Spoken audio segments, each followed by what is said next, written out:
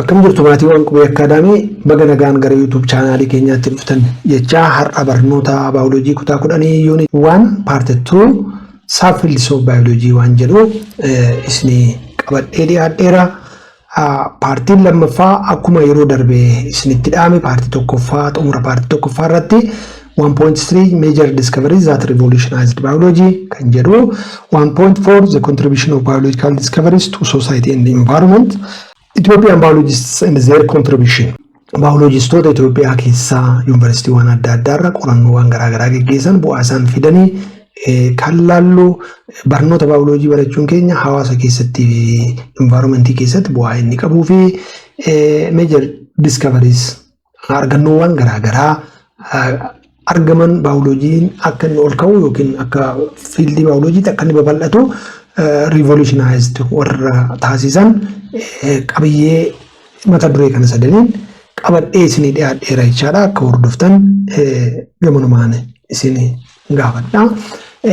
Kaayyoon qabiyyee waan gurguddoo kana sadanii inni jalqabaa discuss at least 5 major discoveries. Major discoveries warra jennu yookiin argannoowwan barnoota bioloojii keessatti argamanii bioloojiin kun akka inni sadarkaa olaanaatti babal'atu warra godhan 5 maqaa dha'uu danda'uu qabdu. List the famous discoveries concerning biology.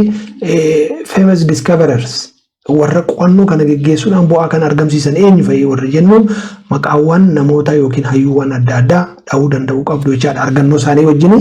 Write the contribution of Aristotle regarding biology subject. Barnoota bioloojii keessatti ashaaraan yookiin bu'aan Aristotle argamsiise maali? State Charles Darwin theory of evolution. Charles Darwin hayyuun kun evolution wajjin wal qabsiisee theory lafa kaa'e yookiin yaada gabaabaadhaan inni evolution ibsee maali? What is write the contribution of Gregor Mendel in the development of genetics. Barnoonni genetics waa'ee haala sanyii har'a gulantaa guddaatti babal'atee jira. Inni kun ga'een Gregor Mendel yookiin contribution isaa maali babal'achuu genetics keessatti waan jedhu. Appreciate the contribution of biological discoveries in general to society and the environment. For example, microscope, penicillin and the inheritance contribution appreciate goona jechaadha. Akkamitti argame microscopein ga'een microscopii qabu maali si'anaa penicillin qorichoota oomishuu keessatti ka'umsi eessaa waan jedhu kana eenyu jalqaba kan argate waa'ee inheritance waa'ee dhaala sanyii kana appreciate goona jechaadha. Yookiin immoo yaadota kana understand gochuu qabna jechuudha. Major discoveries that revolutionized biology. Damee barnoota bioloojiitti barnoonni bioloojii akka inni babal'atuu fi sadarkaa amma ga'urra akka inni ga'u warra gumaachanii 12 famous discoverers qorattoota yookiin hayyuuwwan 12tu jiru jechuudha. Isaan kun biology is fascinating and diverse subject area akka inni ta'u warra ga'ee qaban jechaadha. So they are revolutionized biology as a subject. Inni tokko Aristotle nama jennu kana jechaadha. Contribution Aristotle barri turmaata isaa dachee kanarra dhaloota Kiristoosiin dura jechaadha. The ancient Greek philosopher Aristotle was responsible for the breakthrough classification system.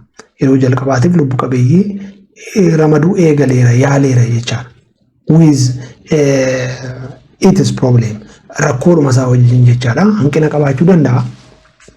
Maaliif biqilootaaf bineensota microscopiin investigated hin taane biqiloota bineensota jechuudhaa fi minerals jechuudhaan non living warra ta'anii iddoo gurguddoo sadiitti ramaduu yaaleera jechaadha. So har'a ladder of life kan jennu yookiin classification scheme kan jennu species irraa ka'ee hanga kingdomitti kan jiruu fi hanga jaarraa 19ffaatti ladder of life kun yookiin immoo species irraa ka'ee hanga kingdomitti yookiin immoo dominitti asii ol kan jiru kun dhufuudhaaf ka'umsa ta'eera jechaadha. Is a base his classification system named as ladder of life jennee waamna until the 19th century. Warri biraa hanga dhufanitti jechaadha waa'ee classificationii kanarratti Charles Linus namni jedhamu hanga dhufutti jechaadha classificationii ammatti fayyadamnu father of classification nama jedhamee beekamu Charles Linus boodarraa kan dhufe jechaadha. Aristotle booda ka'umsa kan ta'eef the base one is here Aristotle classification system. For the first time, he established the species relationship and grouping them correctly. Galen kan jennu nama kana transformed medicinal science. Medical science in har'a babal'atee jiru ka'umsa kan ta'e jechaadha dhukkubsattoota yaaloo keessatti yeroo jalqabaatiif nama karaa saaqee have impact dhaloota kiristoosiin booda jechaadha naannoo 129 irraa ka'ee hanga 161 kan ture numerous medical specialties including anatomy, pathology, physiology and neurology warra jennu kun akka dhufanii fi nama karaa saaqee jechaadha.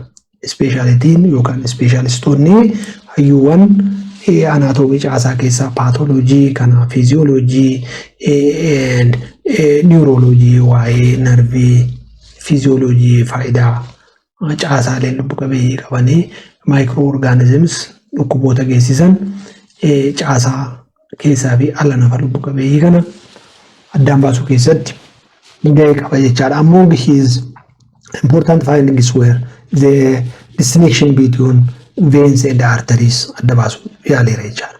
Veins warra dhiiga rabsanii jechaadha. Arteries warra dhiiga gara onneerraa fuudhanii rabsanii veins warra dhiiga gara onneetti deebisan jechaadha. As well as the recognition that the larynx which produce voice larynxin sagalee larynx keessatti akka uumamu nama argate jechaadha. Although many of his concepts contained the scientific mistake, his contribution to medical science is undeniable. Kanafi perfectly dhamiti jechuudha dogoggora tokko jiraachuu danda'u but it shows the direction kallattii agarsiiseera jechaadha. Anton van Leeuwenhoek namni jennu investigate microscope nama argatedha jechaadha.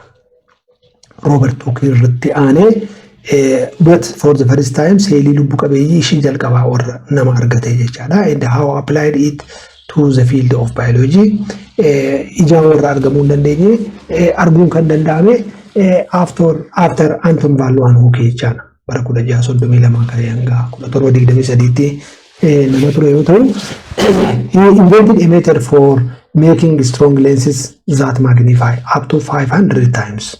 Hanga 500 ol guddisee mul'isuu kan danda'u leensiin microscope inni qopheesse jechaadha.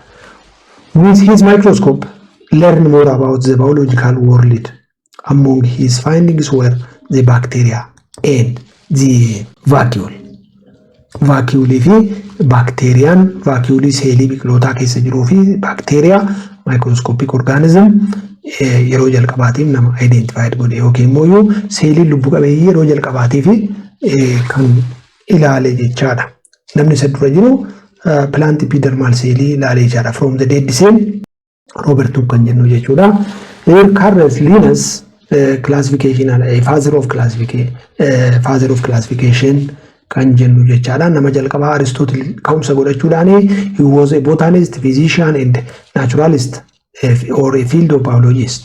He naming order and classify creatures that we still use today. Hangaarratti kan itti fayyadamnu kana classification system kana nama lafa kaa'ee jechaadha. His extensive collection of plants, animals and shell specimens inspired him to devise a system of classifying and naming species.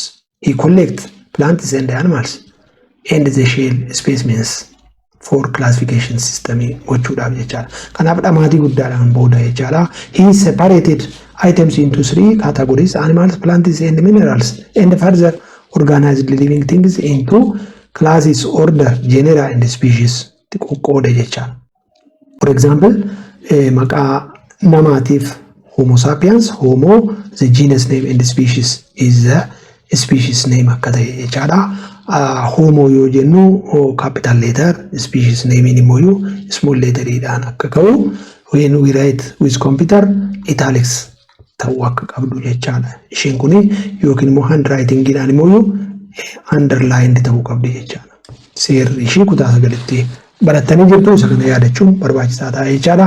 Kanallee seera isaa wajjin Carl Linnaeus lafa kaa'uu yaaleera jechaadha. Charles Darwin kan jennu he was a father of evolution jenne waamna abba evolution iti yokin immoo nama waa evolution irratti ibsa ga'a kenne jechaadha. Most famous naturalist field biologist of all time, he established that all species of life descended over time from common ancestors. Warra wal fakkaatu yookiin qaccee wal fakkaatu irraa akka dhufan warra dhufanii tooraan kaa'uu yaaleera jechaadha. Namni eessarraa dhufe toorri dhufaatii dhala namaa common ancestoriin akaakayyuun akaakilleen yookiin immoo dudduubeen isaa eenyu irraa dhufe kan jedhu kana ibsuu yaaleera jechaadha. With species continuing to exist through the process of natural selection.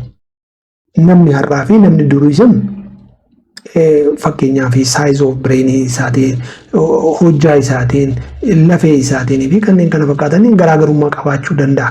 Kutaan qaama isaanii namni durii rifeensaan akka haguugametti yeroo si'anaa mooyyuu bakka murtaa'e qofarraa rifeensa qaba jechaadha. Mataa fi kutaa qaamaa bakka murtaa'e irraa qaba jechaadha. Inni kun jijjiiramni kun suuta suutaan jijjiiramaa akka deemu. This is what we call the sequential change happen all living organism. This is by natural selection jenne jechaadha. Natural selection jedheeti slooganii yookiin immoo terminolojiin isaa guddoon natural selection jedhamee beekama jechaadha. Evolution yoo ibsu he explain evolution by natural selection. The nature select living organisms.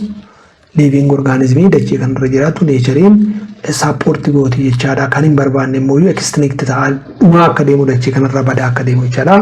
History of evolution was published in 1859 and caused still during long held beliefs that all species created by God at the beginning of the world.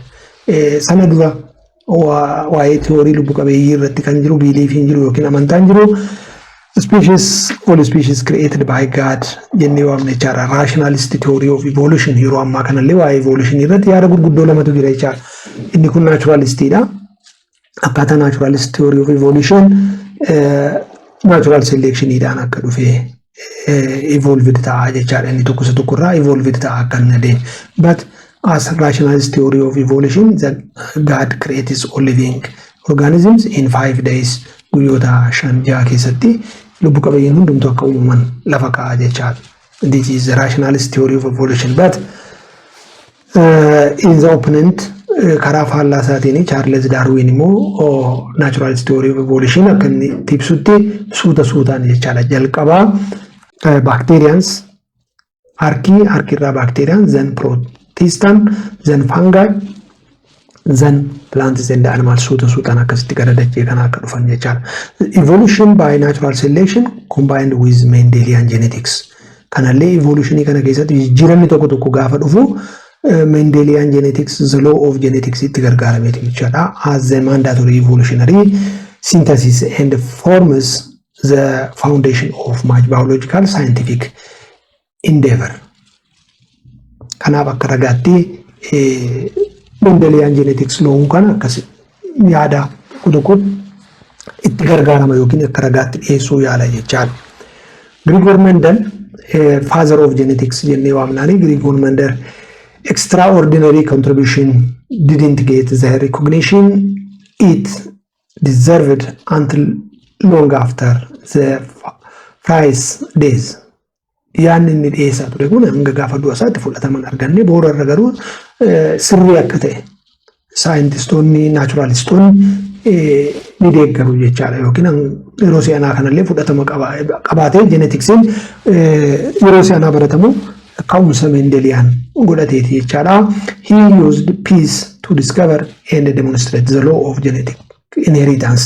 Akkaataa dhaalli sanyii kun warrarraa gara ilmaanitti kan daddarbu plant itti gargaarameetu jechaadha. Biqiloota ataraatti fayyadamuudhaani. And he coining the term as the law, the dominant and the recessive gene in the process. Dominant kan jennu baay'ee kan mul'atu jechaadha. External character behavior and the internal masked kan ta'u immoo keessa dhokatee kan ta'u immoo akaakayyuu irratti yookiin akaakillee irratti yeroo biraa baay'ee kan mul'achuu danda'u what we call the recessive character jennee waamna jechaadha. Kanaaf karaakteriin lama akka jiru tokko baay'ee mul'ata inni biraan immoo masked ta'a jechaadha. Isaan kana dominant allele and recessive allele jedhee moggaasee jira jechaadha. The law were rediscovered at the turn of the 20th century and provided the mechanism for Darwin theory of natural selection to occur. Natural selection of the Darwin theory provided the law of inheritance Gregor Mendel's law of genetics they are supportable. The two theories combine to form our current understanding of the evolutionary process. Yokin barnoon evolutionary waa'ee dhufaatii lubbu qabeeyyiidhaaf tilmaamuu keessatti gahee qaba jechaadha. Kanaaf Lucy'n the ancestor of human jennee kan waamnuuf the combination of these two sciences, natural selection and the law of genetics kanatti gargaaramuudhaan jechaadha. Louis Pasteur father of medical microbiology jedhamuun beekama jechaadha. Kanaaf yaalliiwwan yeroo si'anaa kana dhukkubsattootaaf godhamuuf ka'umsi Louis Pasteur akka inni ta'e. His contribution to science, technology and medicine are nearly unparalleled in history. He pioneered molecular asymmetry or unique research demonstrated that bacteria cause fermentation and disease. Bacteriaani bu'aas akka inni qabu fermentation geggeessuu keessatti adeemsa raajitaawuu keessatti anaerobic respiration geggeessuudhaaf akka inni gargaaru. For example, lactic fermentation aannan fa'aa akka inni itti jechaadha. Karaa biraamoo bacteriaan dhukkuba akka inni fidu jechaadha. Kanaaf strainii adda addaa akka qabu jechaadha. Miidhaas faayidaas akka inni qabu fi sanyiiwwan adda addaa bacteriaan akka inni qabu nutti agarsiisa jechaadha. Asitti Louis Pasteur qorannoo isaatiin introduced pasteurization introduce godheera jechaadha. Kanaaf sarfeesii materialirra by heating microorganismii dhabamsiisuun akka danda'amuu fi again for example aannan fa'aa jechaadha danfisuudhaan microorganismii aannan keessa jiru sana dhabamsiisuun akka danda'amu lafa kaa'eera yookiin immoo ibseera jechaadha. Inni kun pasteurization jennee waamna jechaadha. Pasteurization means introducing heat to remove microorganisms from materials and also from like that of milk aannan fa'aa keessa by boiling jechaadha. Danfisuudhaan microorganismii keessa dhabamsiisuun pasteurization jennee waamna. Even rescued or make free the Francis Beer, Wayne and silk industries which develop anthrax and rhapsody vaccines.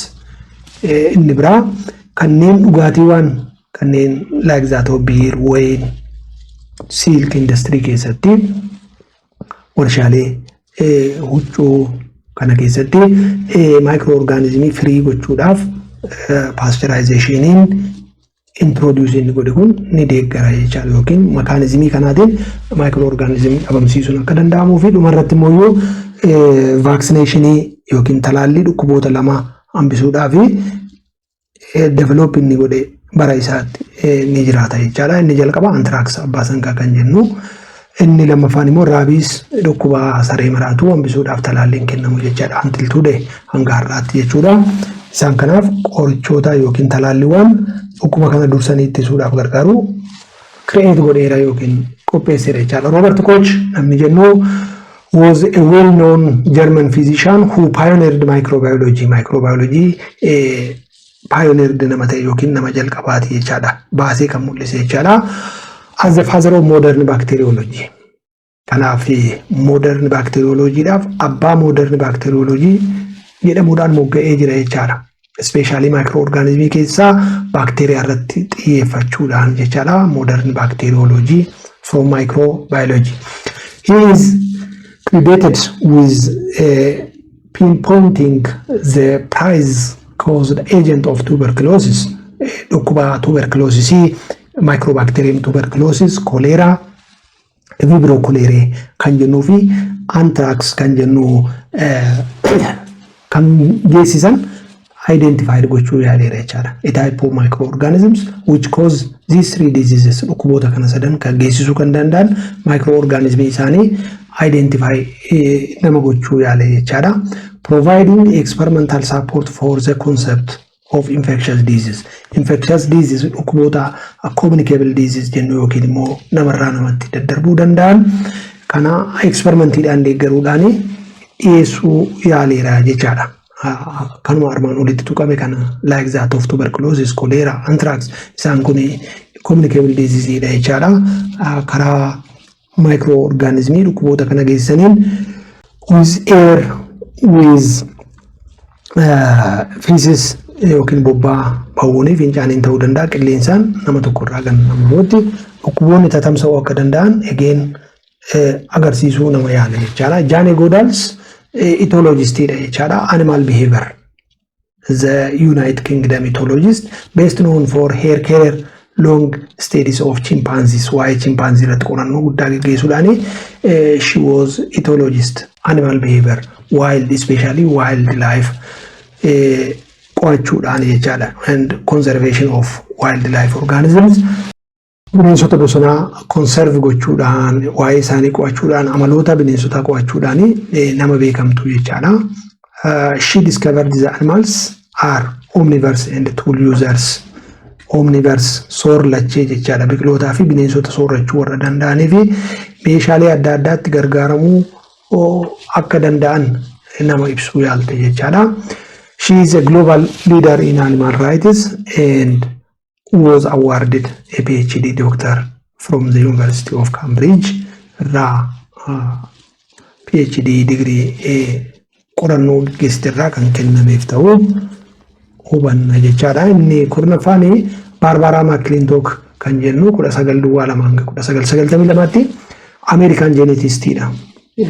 She was genetist, dubartii genetist taate jechaadha. Waa'ee genetics waa'ee dhaala sanyii kana kan qo'atte jechaadha. For the first time she analyzed maize chromosomes. Chromosoomii boqqolloo keessa jiru identify gochuudha nama yaalte jechaadha, agarsiisuu kan yaalte.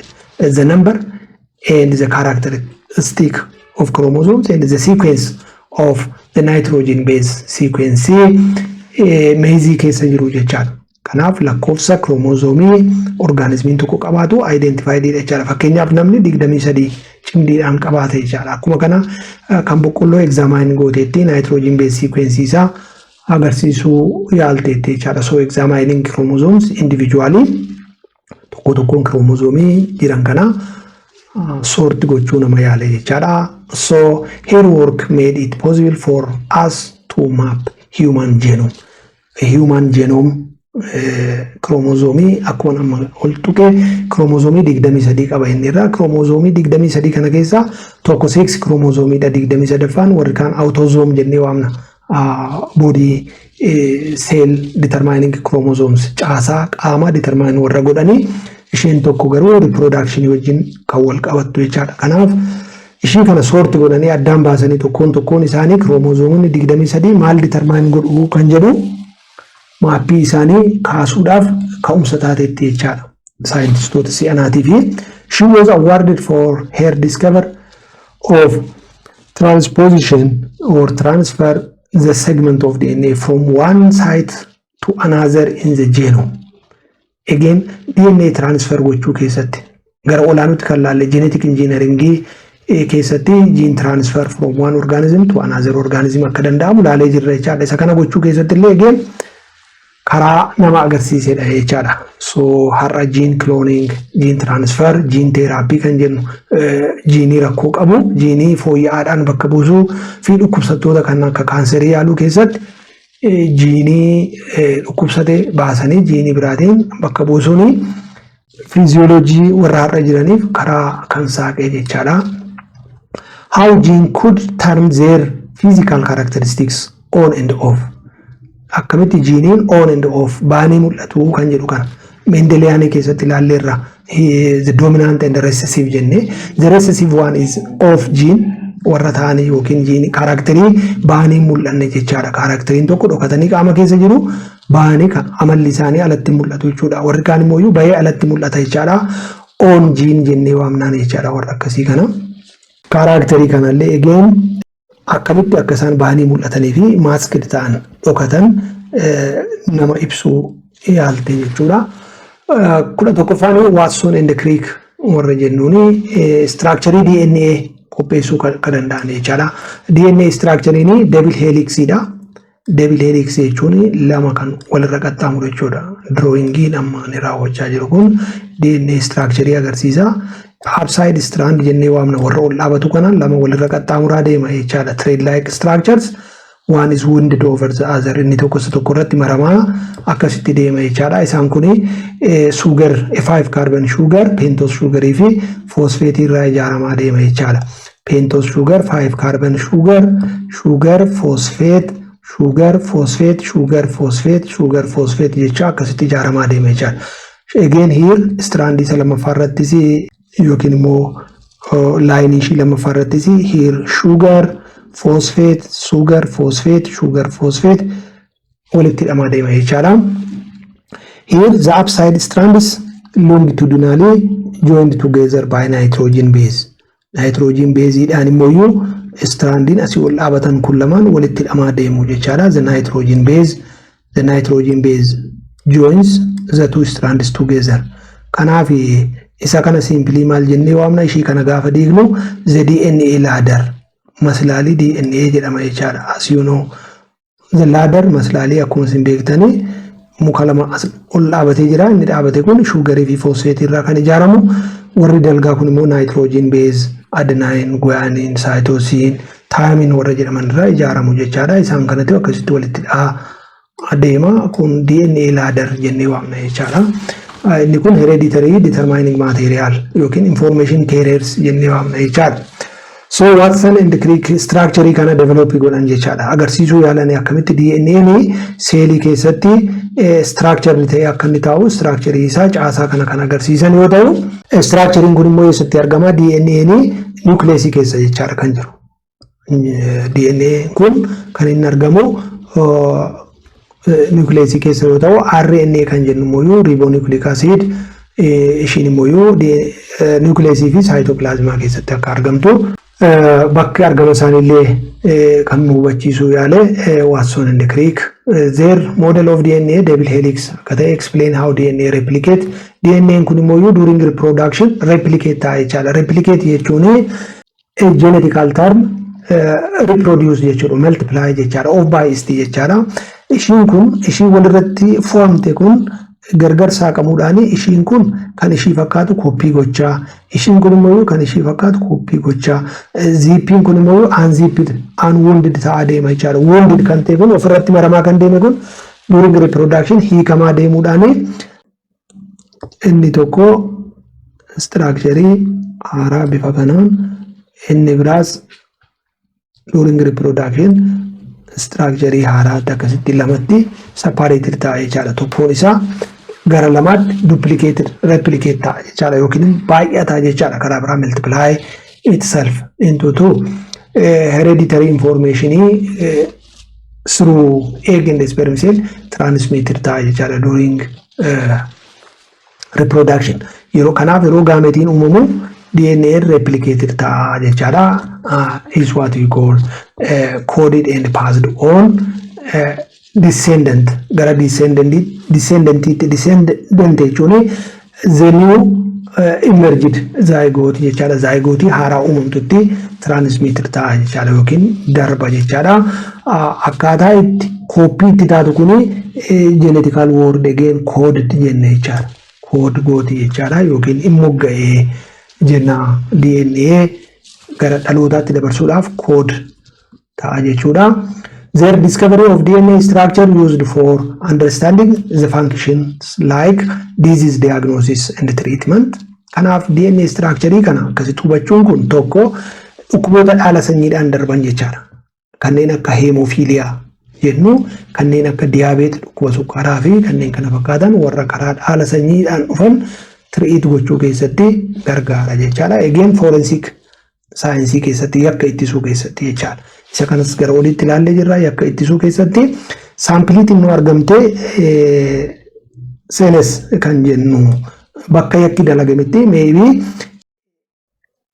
seelii dhiigaa xiqqoo yookiin immoo ishiin kun rifeensa ta'uu dandeessi, rifeensa xiqqoo ta'uu dandeessi yookiin immoo gogaa namaa xiqqoo yoo arganne saampilii kana DNA ishiitu ilaalamaa jechaadha. Saampiliin argamte kun kana wajjin kan wal fakkaatu shakkamaan yakka kana raawwata jedhamee ilaalamu namni kun immoo shakkamaa yakka kanaati jennee kan shakkinu yoo ta'e DNA sequence nama kanaa ilaalla jechaadha. Eegeen saampilii asii argamte saampilii dhiigaa ta'uu danda'a, rifeensa ta'uu danda'a yookiin immoo gogaa qaamaa ta'uu danda'a. DNA ishii ilaalla jechaadha. Isaan kana lamaan wal biratti compare goona jechaadha. Kun lamaan similarity qabaannaan namni kun yakkamaa ta'a jechaadha. Kanaaf DNA stadium forensikii keessatti yakka ittisuu keessatti illee gahee olaanaa akka inni qabaatu hubachiisa jechaadha. Kana duwwaa miti waa hedduudhaaf jechaadha. Gene cloning and so on garagadaanotti kan laallu jira jechaadha. Genetic engineering sanyiiwwan biqilootaa bineensotaa fooyyessuu keessatti waa'ee DNA kana beekuun yeroo ammaa kana si'ana sanyiiwwan fooyya'aa beelladaa, lukkuu, midhaaniin gosa adda addaa, biqiloota kuduraalee adda addaa fi kanneen kana fakkaatan qopheessuu keessatti DNA structure kana beekuun baay'ee murteessaadha jechaadha. Kanaaf waa baay'eedhaaf karaa saaqa jechaadha DNA structure. Wilmot and Campbell kan jennu Wilmot and Campbell cloning gene transfer jechaadha. Simply yeroo jalqabaatii maalii cloned godhan jechaadha. Especially sheep hoolaa irratti jechaadha. Hoolaan bifa kanaatiin uumamte the dolly sheep jedhamtee moggaafamtee jirti. Dolly sheep akkaataan isheen itti uumamte here the pair cloned dolly using a single adult sheep cell and a process of nuclear transfer. Nucleus to diploid nucleus keessatti diploid kan taate yookiin union of gamete kan qabaatetu hoolaa tokkorraa gara hoolaa biraatti transferred taateet hoolaa ishii tokkorraa let's say this one is one sheep which contain the diploid nucleus. Hoolaan ishiin kun immoo hoolaa biraati. Diploid nucleus kana transfer gochuudhaani gara hoolaa ishii kanaatti transfer goonet diploid nucleus kun as keessatti dagaaguudhaani developed and finally the new sheep is born. The new born sheep is the dolly jedhamtee moggaafamte jechaadha. Bifa kanaan hoolaan uumamte. This one is what we call dolly jennee waamnaan jechaadha. Kanaaf diploid nucleus tu gara hoolaa biraatti transfer ta'ee as keessatti matured erga taatee booda hoolaa haaraa taatee dhalatte jechaadha. Akkasitti transfer godhanii garaa hoolaa biraa keessatti guddisuun what we call cloning jedhamee waamama jechaadha. Isa kana yeroo jalqabaatiif qorannoodhaan kan agarsiisan Wilmot and Campbell kan jennu. The dolly died after 6 years but cloning continues. Cloning kun bifa kanaan itti fufuu danda'a jechaadha. Hoolaan kun umurii murtaa'ee gaturtee booda jechaadha kan isheen duute waggoota 6 lakkoofsisteetti jechaadha. Umurii waggaa 6 although still not perfect and certainly not ready for human application. Inni kun lubbu qabeeyyii hundarratti geggeessuun waan is ethical consideration qaba jechaadha yookiin immoo kabaja dhala namaatiif kennamu. Kanaaf inni kun namarratti hanga ammaatti hin geggeeffamne kan geggeeffame kun hoolaa irratti. Cloningiin kun yeroo ammaa garuu lubbu qabeeyyii waan garaa garaa irratti geggeeffamaa jira jechaadha. But not ready for human application. Namaaf yeroo ammaa kana qophaa'aa miti jechaadha. Kana kan taasise keessaa tokko ethical consideration dha jechaadha. Yookiin safuu hawaasaa eeguudhaaf jechaadha. Maaliif bifa kanaan yoo ta'e namni akka shaqaxaatti oomishamuu waan danda'uuf jechaadha. The contribution of biological discoveries to society and environment waan jedhu waliin laalla. Sana dura garuu ga'ee saayintistoonni beekamoon 11 barnoota baayoloojii keessatti qaban gara olaanutti ilaallee jirra. Sun immoo qabiyyeen barnoota baayoloojii akka baayoloojiitti hawaasaa fi environmentii keessatti contribution inni godhu the discoveries by different scientists or colleagues ga'ee isaan buusan bu'aan buusan suni argannoowwan garaa garaa argameera. Argannoon argaman kun society fi environmentii keessatti immoo impactii mataa isaa danda'e yookiin immoo bu'aa mataa isaa danda'e buuseera jechaadha. Achi keessaa tokko the invention of microscopy dha.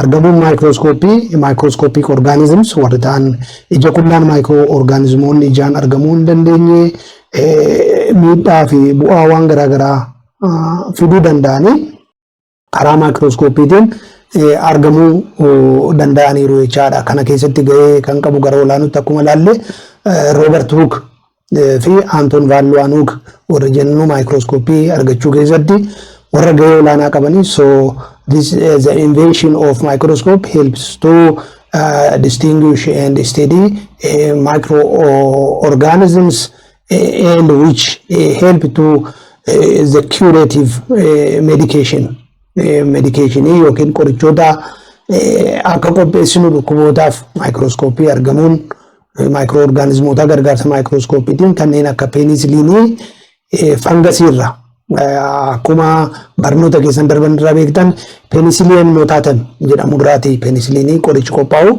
Qorichi kun antibiyootikiidha, baakteeriyaadha fayyisuuf kan gargaaru jechuudha. Kun argamuu kan inni danda'e sababa maayikirooskooppiin investigated ta'eef jechaadha.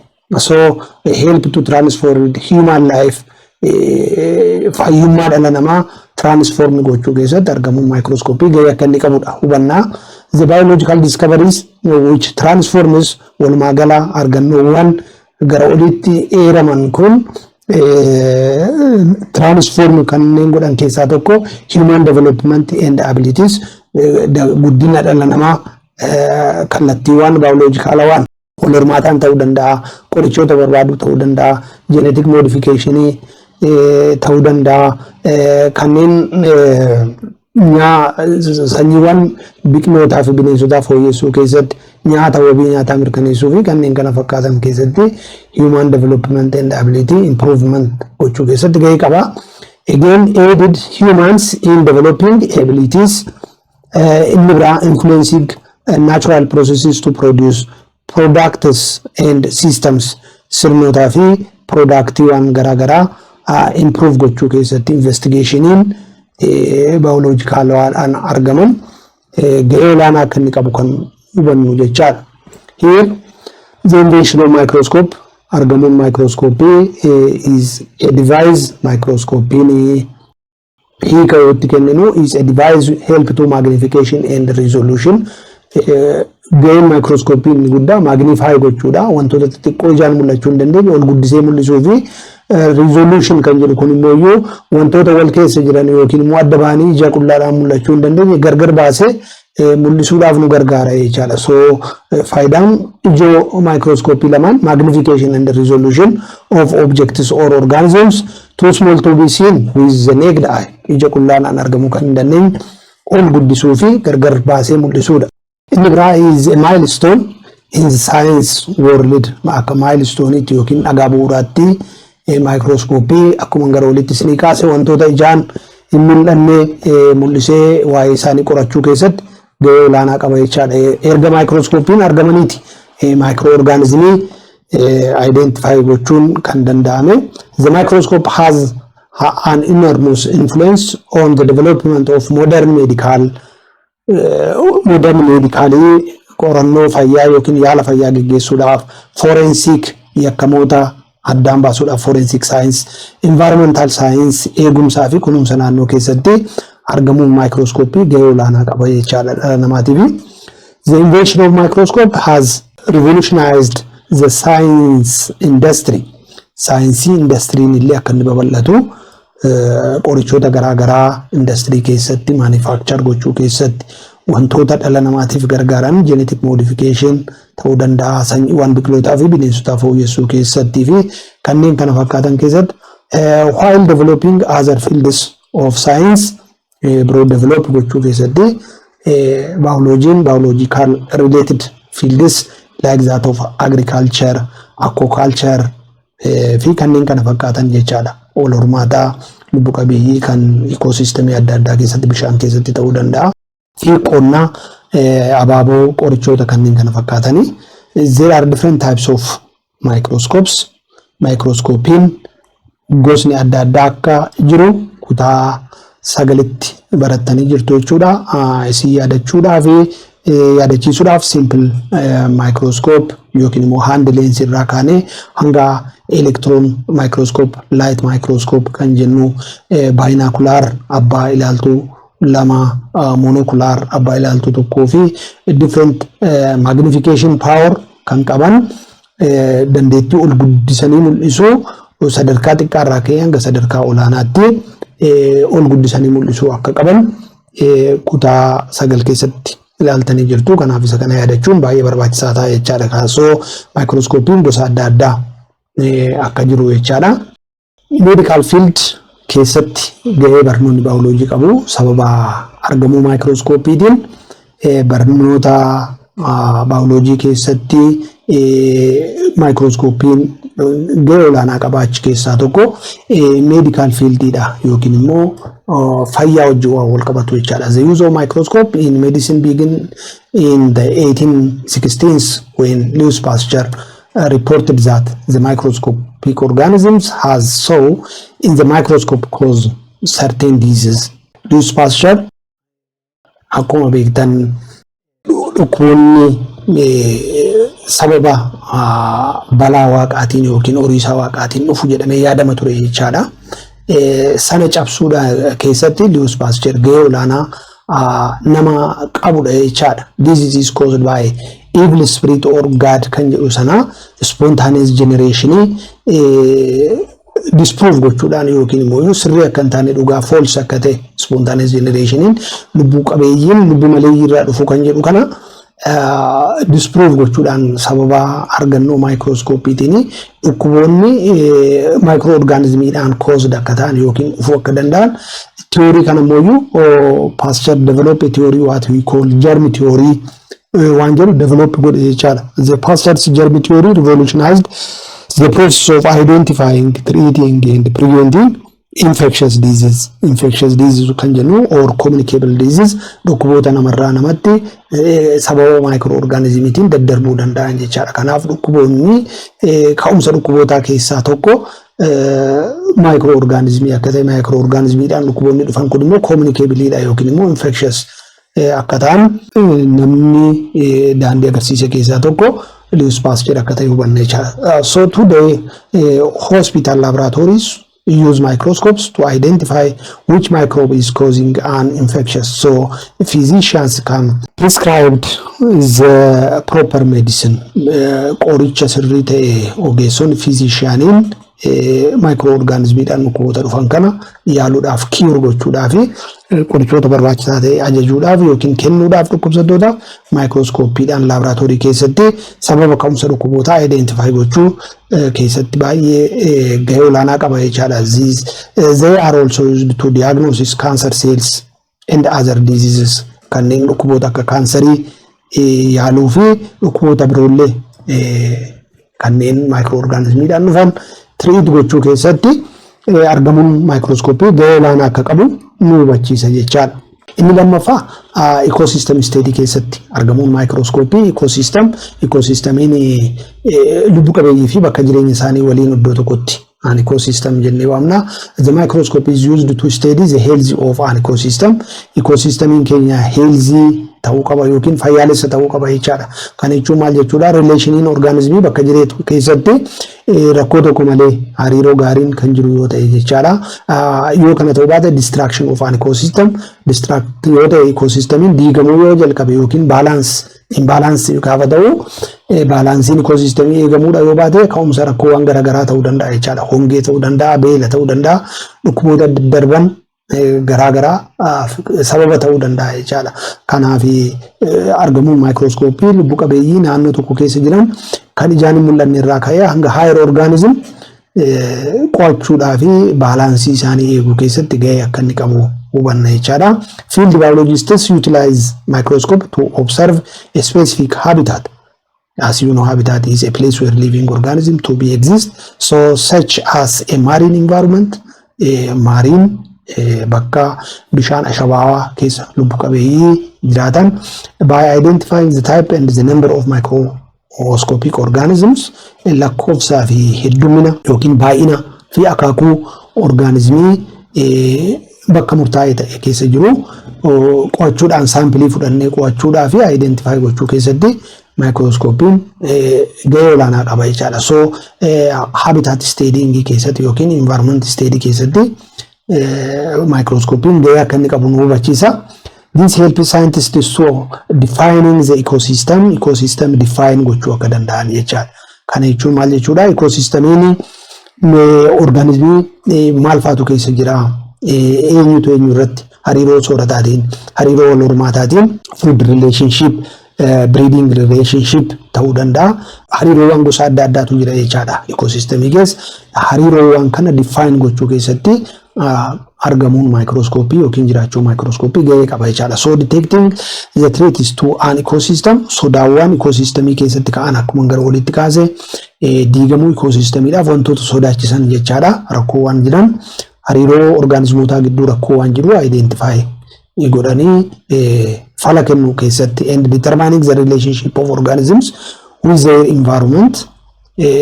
Tokko isaanii gidduu organismoota gidduu hariiroo jiruu fi hariiroo organismiin naannoo tokko keessa jiraatan environment isaanii bakka jireenya isaanii wajjin qaban qorachuudhaaf gargaara jechaadha. Inni biraa argamuun microscopy forensic science keessatti gahee olaanaa qaba. Forensic science gara olitti akkuma tuquu yaalee yakkamaa addaan baasuu keessatti jechaadha. Barnoonni baayoloojii seeraa yookiin immoo warra qaama seeraa cinatti barnoonni baayoloojii gahee olaanaa qaba jechaadha. As keessatti yakkamaa addaan baasuudhaaf the microscope has greatly affected the fields of forensic science.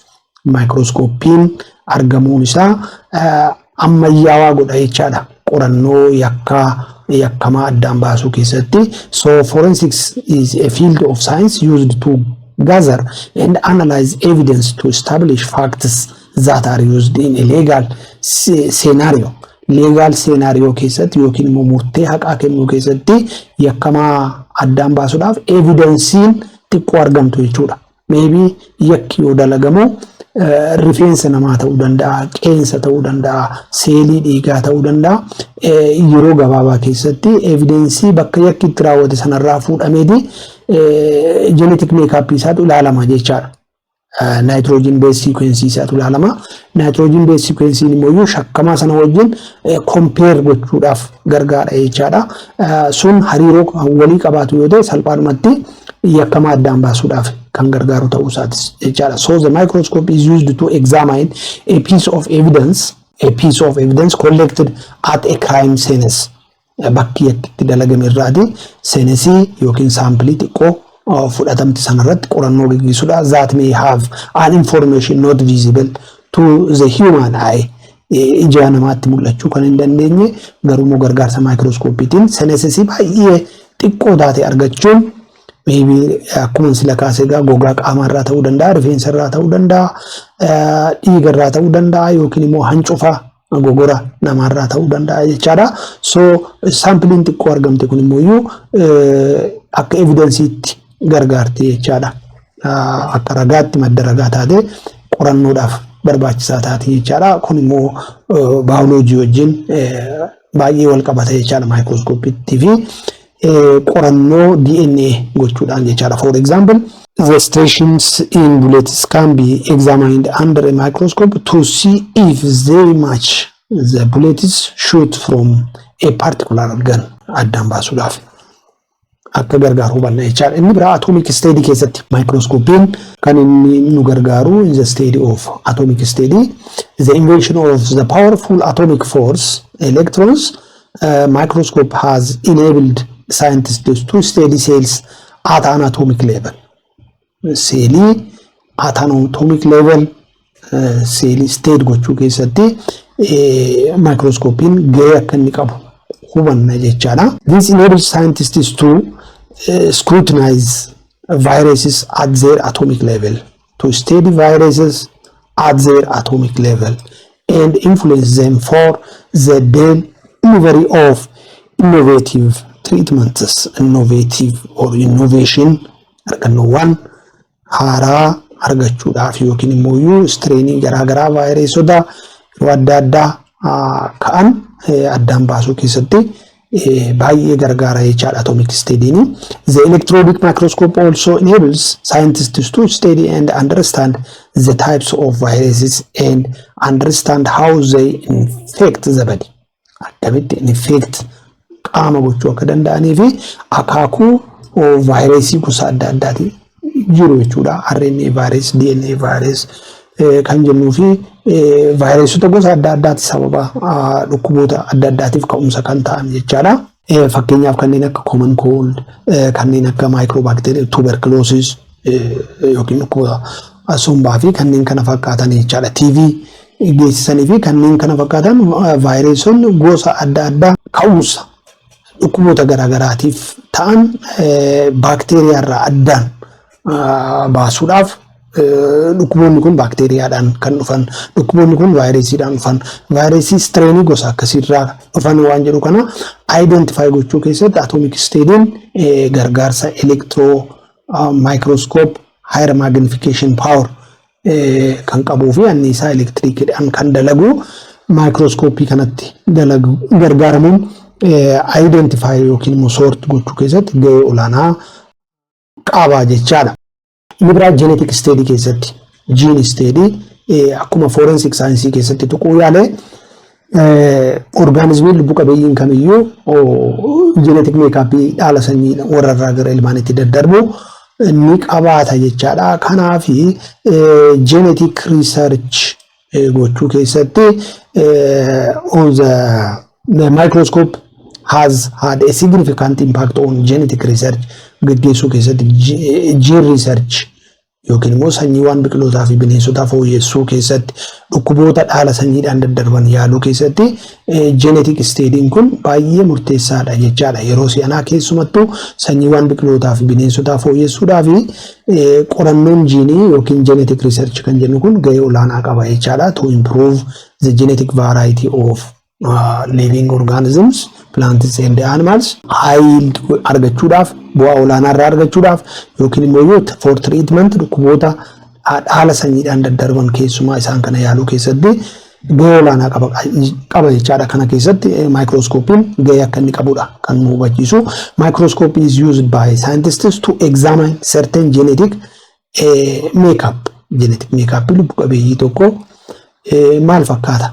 For example kan Abbabee maybe kan Daraartuu or other person ta'uu danda'a yookiin biqiloota yookiin immoo bineensota gosa adda addaa jechaadha.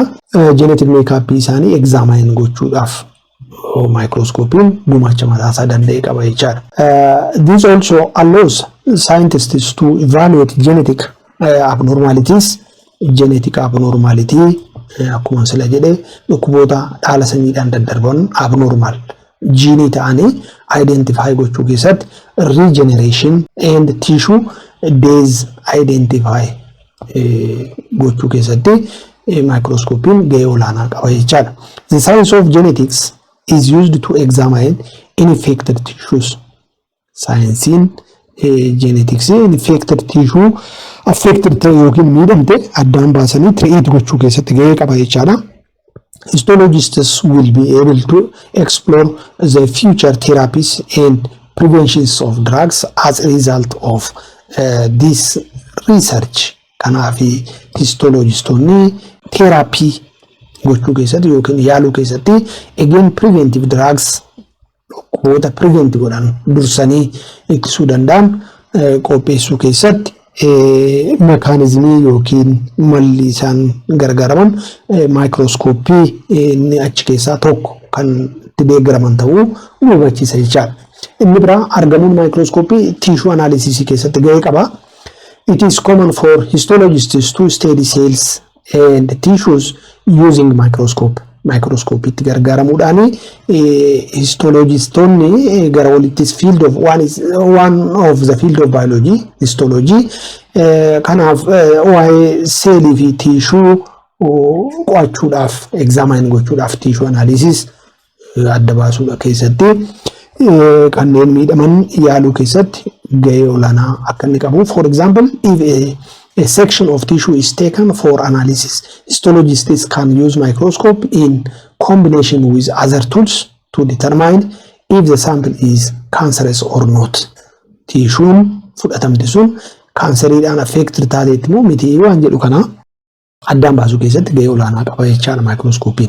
The discoveries in medicine argannoowwan society fi environment keessatti argannoowwan biology bu'aa isaan buusan keessaa inni biraan immoo argamuu qorichootaati yookiin the discoveries of medicine is one of the importance of biological science. Science has never moved at such a rapid rate as it is happening now.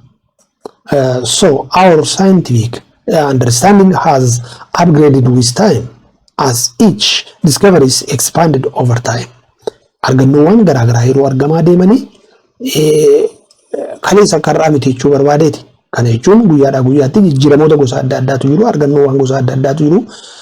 Kun immoo qorannoowwan baayoloojikaalawaa sababa argannoowwan garaagaraa fi meeshaaleen qo'annoo baayoloojii keessatti gargaaran kanneen akka maayikirooskooppii yeroodhaa yerootti fooyya'aa dhufuun isaanii qorannoowwan garaagaraa gaggeessuu keessatti fi jijjiiramni jiraachuu nutti agarsiisa jechaadha. They have impacted on our daily life and breakthrough medical discoveries. Kanaaf medical discovery guyyaadhaa guyyaatti improved ta'aa akka adeemu yookiin fooyya'aa akka adeemu nutti agarsiisa jechaadha. The discoveries account a few generations ago. Garuu argannoowwan kun bal'inaan mul'achuu kan qaban yaadannoo yeroo dhiyoo akka ta'e yookiin immoo yeroo murtaa'e qofa akka qaban agarsiisa jechaadha. Have drastically increased human lifespan and quality of life. Walumaa gala argannoowwan kun tokko quality of life increase godha. Inni lammaffaa life span yookiin umriin biyyoota guddatanii fi biyyoota guddachaa jiran keessatti garaagarummaan jiru life span dha. Inni tokko umrii averageedhaan dhalli namaa dachee kanarra jiraachuu danda'u jechaadha. Biyyoonni guddachaa jiran sababa qorannoon saayinsawaa yookiin baayoloojikaalawaa duubatti hafaa ta'eef yookiin hamma barbaade hin deemneef life span namaa gadaanaadha jechaadha biyyoota guddatanii caalaa. Sababiin isaa balaansii daayitiin jira, treatment dhukkuboota yaaluun jira, lifestylein jira jechaadha. Haalli jireenyaa yookiin jireenya mijataa ta'e wantoota dhala namaatiif barbaachisan guuttatanii jiraachuun life span namarratti dhiibbaa qaba jechaadha. Kanaaf averagein dhalli namaa dachee kanarra turuu danda'u umuriin yeroodhaa yerootti fooyya'aa akka adeemu sababa discoveries of medicine qorichoonni qophaa'uu wajjin wal qabatee jechaadha. For example achi keessaa tokko vaccinationidha. Vaccination Edward Jenner nama tokko Edward Jenner eradicated or controlled deadly disease like smallpox dhukkuboota smallpoxii kana vaccinationii sanaaf qopheessuudhaan dhukkuba kana eradicate gochuu keessatti gahee olaanaa qaba jechaadha. Germ theory gara oliitti akka ilaalle Pasteur and Robert Koch namoonni jennu lamaan kun germ theory kana transformed sanitation surgery and disease treatment sana jechuun spontaneous generationiin nama cabsan jechaadha. Dhukkuboonni sababa the spirit of evil dhaan dhufaa isa jedhu sana cabsuudhaan microorganismiidhaan akka dhufu isa kana ammoo sanitationiidhaan qulqullina naannoo eeguudhaan surgery baqaqsanii yaaluu fi dhukkuboota yaaluudhaan fayyisuun akka danda'amu. Again penicillin antibiotic yeroo jalqabaa qophaa'e by Alexander Fleming, the first antibiotic saving millions from bacterial infection irraa save gochuudhaaf kan gargaaru. Inni biraa DNA structure kan qopheessan Watson and Crick namoota jedhamanii they laid the foundation for modern genetics. Beezii yookiin bu'uura buusaniiru jechaadha saayinsii geneticsii si'anaatii fi forensics and genetic engineering, genetic modification sanyiiwwan biqilootaa fi bineensotaa fooyyessuu jechuudha. Genetic modification kan jennu forensic science kan jennu immoo gara olitti kan laalle kana yakka ittisuu keessatti saampilii xiqqoo eenyu yakkamaan kan jedhu addaan baasuudhaaf identify gochuu keessatti kan gargaaru. Kanaaf modern genetics kun akka inni babal'atuu fi DNA structure hubachuun double stranded DNA structure kan jennu double helix structure akkasii kan qabu jechaadha. Isa kana ammoo DNA'n double helix dha kan jedhu upside down strandin kun phosphate fi 5 carbon sugar akka ta'e horizontal line yookiin immoo strandii lamaan kana kan wal qabsiisu immoo nitrogen base akka ta'e identify godhanii jechaadha. Kanaaf DNA strandin structure kana fakkaatu akka inni qabu yookiin immoo gubbaarraa gadi structure akkasii jechaadha.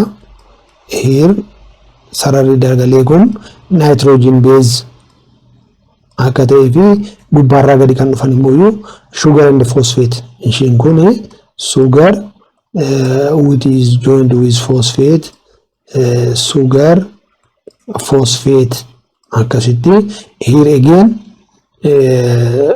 phosphate here sugar phosphate sugar sugar with sugar nitrogen base dhaan akka tolid adeema jechaadha bakka sugariin jirutti the nitrogen base bonded each other the two strands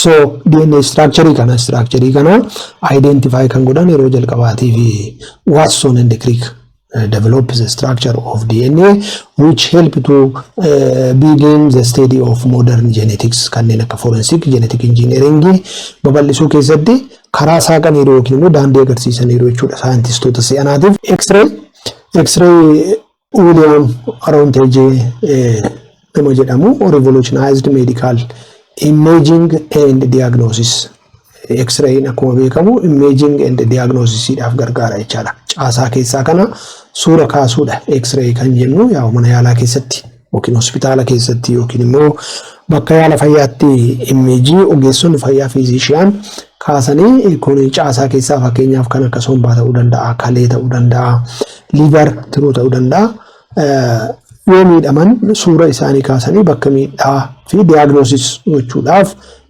image fudhachuudhaaf gargaara jechaadha. Circulatory system William Harvey sirna marsaa dhiigaati which explained how blood circulates the foundational for physiology dhaaf foundation yookiin base ta'etu gargaara jechaadha.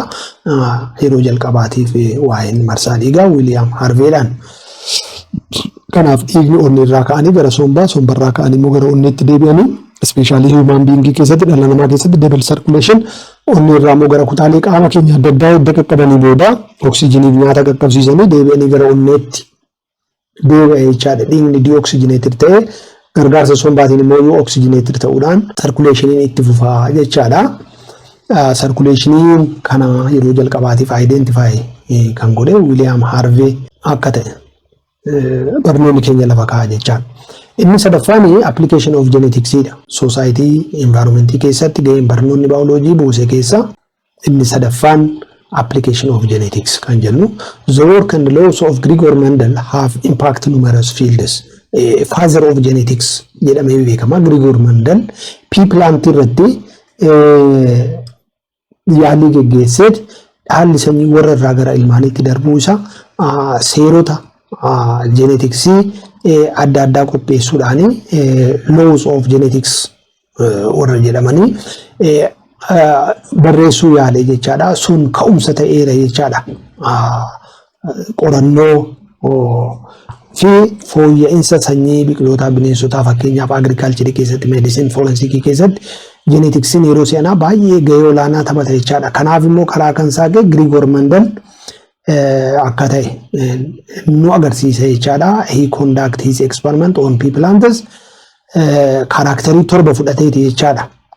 Kitaaba further bal'istanii yoo fayyadamtan yeroo qabnurraa kaa'ee gaggabaabsina biraa tuqeessinii darba.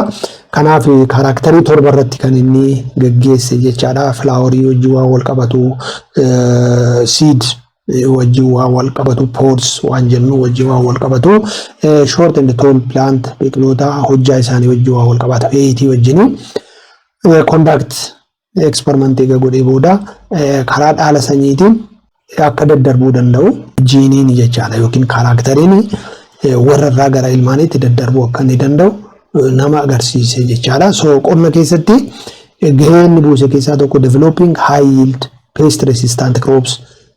This is what we call green revolution jenna walumaa gala jechaadha. Green revolution kun akka inni dhufu green revolution jechuun sanyiiwwan biqilootaaf bineensotaaf fooyyessuudhaan bu'aa dhala namaatiif so high yield oomisha bu'aa olaanaa qabu dhukkuba yookiin immoo pest resist gochuu crop danda'an develop gochuu keessatti qonna keessatti gaheen akkasii akka inni dhufuuf karaa nama saaqe jechaadha. Again gene therapy jiinii dhukkubsate yaaluu keessatti understanding genetic disorders genetic disorderii genetics yookiin jiinii disorder ta'e identify godhanii yaaluu keessatti producing insulin via bacteria insuliinii akkuma beekamu diiyaabeetiidhaaf warri diiyaabeetik ta'an guyyaa guyyaatti fudhatan jechaadha. Isa kana immoo karaa gargaarsa baakteeriyaatiin human insuliinii kana baakteeriyaatti transfer godhanii baakteeriyaan at every 20 minutes reproduce ta'uu danda'a waan ta'eef daddafanii oomishuudhaaf insuliinii baakteeriyaadhaan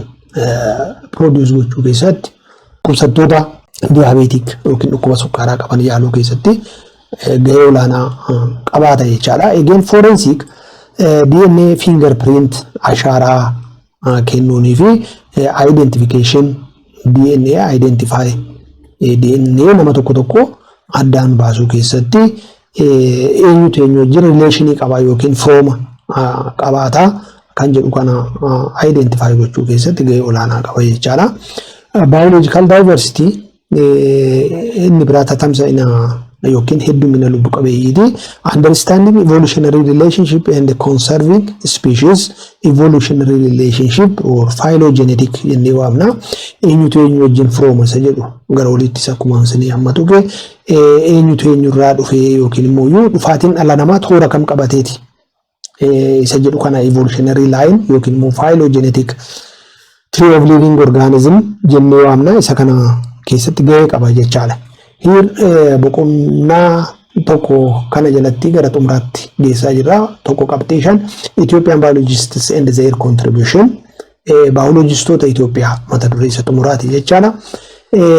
Warri tilaalle internationalidha. Biyyoota garaagaraa keessatti akka addunyaatti jechaadha. Akka Itoophiyaatti immoo beekumsa argannoowwan biologistoota addunyaa kanarraa ka'ee saayintistoonni yookiin biologistoonni biyya keenyaa maal hojjechaa jiru gahee isaan buusan waan jedhu waan gabaabaa ilaaluu yaalla jechaadha. This section celebrates the significant achievement of Ethiopian scientists have contribution globally. One is Professor Yalem Tsai Mokonnin, a biologist at Addis Ababa University. Her research focus on assessing the impact of chemical pesticide. She was assessing the impact of chemical pesticides on human and environmental health. Pesticide, chemical pesticide farra ilbiisota farra aramaatti fayyadamnu kun dhala namaaf environmentii irratti fayyaa dhala namaatiif fayyummaa environmentii irratti dhiibbaa inni qabu maalii waan jedhu kana qorannoodhaan mirkaneessuu yaalteetti jechaadha. Studying the medicinal and nutritional value of Ethiopian plants. Biqiloota medicinal plants dhukkuboota qorichaaf oolan nutritional value isaanii bu'aa isaan qaban qo'achuu yaalteetti. Achi keessaa tokko mooringaa Stenoptella jennu yookiin shifarraa jedhama. Isa kanarratti qorannoo gaggeessiteetii fi kanneen kana fakkaatan jechaadha. Bu'aa isheen buuste keessaa muraasni kana. Inni lammaffaan Dr. Akililuu Lammaa kan jennu Dr. Akililuu Lammaa discovered natural low cost method of controlling schistosomiasis yookiin bilhaarziyaa dhukkuba schistosomiasis jedhu flatwormidhaan dhukkuba dhufu kana qorannoodhaan nama argate jechaadha. Gatii gadaanaan low cost kanaafis kan gargaaru indood yookiin immoo phytolacca dodicandra kan jennu jechaadha. He observed the soapberry plant. This plant soapberry jenna or indood or the scientific name was used by women for washing and killed the water snail. Snail ajjeese jechaadha. This is reservoir host jennaani raammoo kana flatwormidhaa fi bilhaarziyaa yookiin schistosomiasis dhukkuba kana geessisuudhaaf as keessatti yeroo murtaa'eef reserved taate jechaadha. The schistosomiasis parasite snailiin kun gaafa du'anii parasitiin kun iddootti saayikilii isaa xumuratu dhaba jechaadha. Kanaaf snailii kana ajjeesa jechaadha. This soapberry killing snail the primary host or reservoir host. The impact his work provided an affordable eco-friendly alternative to expensive chemical molluscicides. Mollusca kana yookiin immoo flatworm chemicala expensive ta'e yookiin gatii guddaa qabu hambise jechaadha. Gatii xiqqaadhaan gatii gadaanaan yaaluu keessatti greatly reduce the infection rate in communities. Community keessatti flatworm kanaan infected ta'uu hir'isa jechaadha. Gaafa namni infected ta'u bilhaarziyaadhaan seelota dhiigaa himmiiti again bladder afuuffee fincaanii again kidney fi kanneen kana fakkaatan irratti dhiibbaa geessisti jechaadha. Kanaaf infected kan ta'u human being dhala namaadha. Snailiin immoo reservoir hostidha jechaadha. Kanaaf saayikiliin ishee fresh water snailiin kun gara fresh water seenti, fresh water irraa gara snail irraan gara dhala namaa dhufti jechaadha. With feces bobbaa fi fincaan wajjin immoo again lolaadhaan gara bishaanitti deebite jechaadha. This is the life cycle of this snail.